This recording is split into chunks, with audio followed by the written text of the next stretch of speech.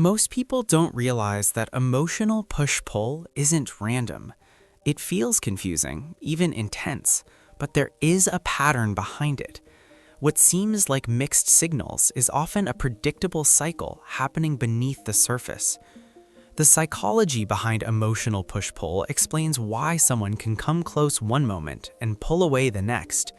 By the end of this, you'll understand why this pattern happens, what's going on in the brain during these shifts, and why it can feel so difficult to break.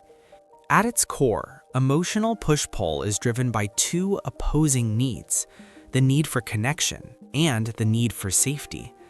When someone feels drawn to a person, the brain activates systems linked to reward and bonding. But at the same time, if closeness feels risky, another system activates to create distance. This creates tension. When connection increases, discomfort can rise. When distance increases, the desire for closeness returns. The result is a cycle of moving toward and away, often without clear intention. Have you ever felt closer to someone right after they became distant? That reaction is part of the pattern. The brain responds strongly to contrast. When attention is inconsistent, it becomes more noticeable. When someone pulls away, your mind focuses more on them. When they return, the relief feels stronger. This emotional fluctuation increases intensity. Dopamine plays a role here as well. Unpredictable rewards are more stimulating than consistent ones. When attention comes and goes, the brain stays engaged, waiting for the next moment of connection. This can make the interaction feel more significant than it actually is. But there's another layer. Emotional push-pull is often linked to internal conflict. Someone may genuinely want closeness, but also fear what it means. Closeness can bring expectations, vulnerability, or the possibility of loss, so the mind creates distance to reduce that pressure. This distance provides temporary relief, but it also creates a new discomfort, the feeling of disconnection. So the person moves closer again, and the cycle repeats. Now, consider this. If someone keeps moving closer and then pulling away, are they unsure about you or unsure about themselves?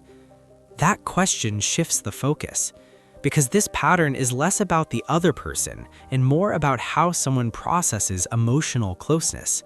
The behavior reflects an internal struggle, not just an external decision. In real life, this can appear in subtle ways. Someone who is highly engaged, then suddenly distant. Someone who expresses interest, then becomes harder to reach.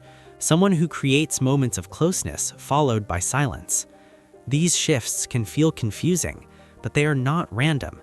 They follow an emotional rhythm driven by the need to balance connection and self-protection. There's also an effect on the person experiencing it. Emotional push-pull can increase attachment. The inconsistency keeps the brain focused. You may think about the person more, analyze their behavior, and try to predict what will happen next. This creates a loop. The more you try to understand the pattern, the more involved you become. And the more involved you become, the harder it is to step back and see it clearly. Let's pause for a moment. Are you responding to who the person is consistently, or to how they make you feel in moments of contrast? That distinction matters, because emotional intensity is not the same as emotional stability.